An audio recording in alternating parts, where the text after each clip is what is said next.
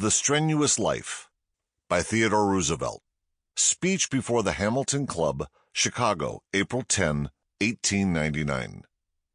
In speaking to you, men of the greatest city of the West, men of the state which gave to the country Lincoln and Grant, men who preeminently and distinctly embody all that is most American in the American character, I wish to preach not the doctrine of ignoble ease, but the doctrine of the strenuous life, the life of toil and effort, of labor and strife, to preach that highest form of success which comes not to the man who desires mere easy peace, but to the man who does not shrink from danger, from hardship, or from bitter toil, and who out of these wins the splendid ultimate triumph.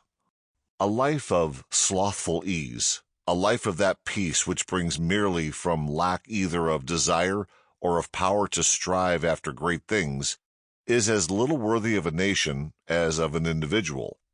I ask only that what every self-respecting American demands from himself and from his sons shall be demanded of the American nation as a whole.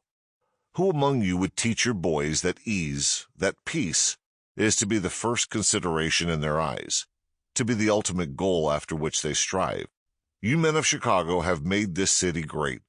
You men of Illinois have done your share, and more than your share, in making America great, because you neither preach nor practice such a doctrine. You work yourselves, and you bring up your sons to work. If you are rich and are worth your salt, you will teach your sons that though they may have leisure, it is not to be spent in idleness.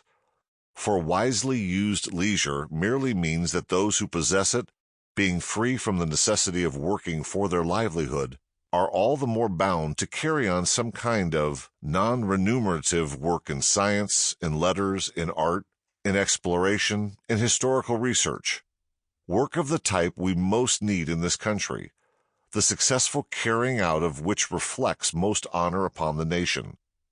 We do not admire the man of timid peace.